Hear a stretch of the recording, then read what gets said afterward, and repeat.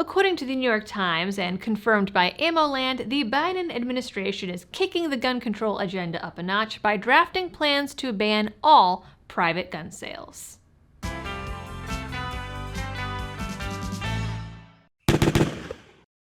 Hello everyone and welcome back to the channel. This is a fun little bit of news that is already having an interesting cascade effect, but we'll be getting into that later.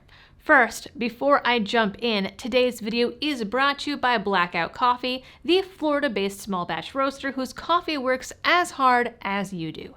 They've been a supporter of this channel for a long time and have been supporting the Second Amendment for even longer. They have amazing brews and flavors. I highly recommend the French Toast and Bananas Foster's myself. They are mwah! I know not everyone is into flavored coffee, but they are good. And bonus, proceeds from some of their partner roasts go to some of your favorite gun rights groups directly. To check them out and help support the channel, go to blackoutcoffee.com/libertydoll. Gun controllers are calling this the private sales loophole or the digital loophole, wherein hobbyists, collectors, or regular Joe gun guy can sell off their privately owned firearms they're no longer interested in, or more likely, to raise funds for the next gun purchase. At any rate, this has been a perfectly legal activity since the dawn of buying guns in the first place.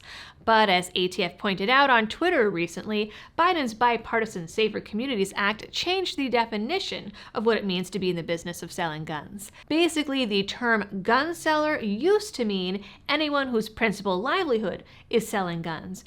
Now it means anyone who sells any gun for a profit.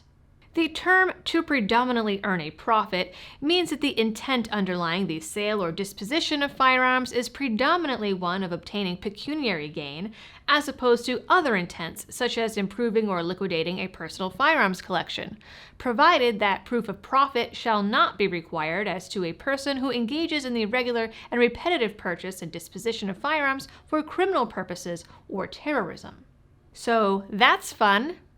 Now, piggybacking on that new definition, Joe Biden is expected to call on the ATF, through executive order, to write a rule banning all private gun sales made without an FFL. Technically, it would allow someone to sell a gun for a loss, but seeing as guns tend to increase in value over time, that's not likely to happen too often.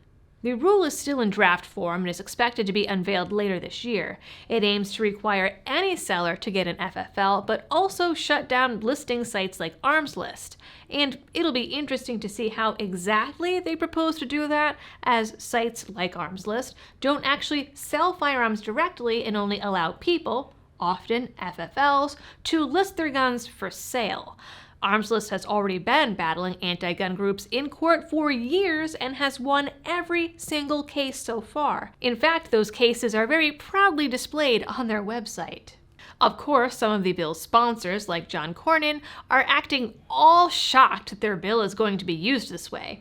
They're acting like they had no idea that the government has a track record of taking vague language and running with it, even though that seems to be part of the job description, proving more and more that they need to be voted out. Of course, getting rid of private sales and instituting so-called universal background checks has been one of Biden's biggest selling points with the left since day one.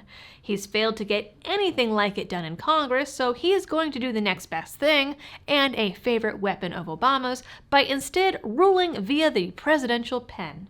The frame and receiver rule, bump stock rule, and pistol brace rule have already been challenged pretty successfully in court, with courts ruling that the ATF doesn't have the authority to pass these rules without going through Congress.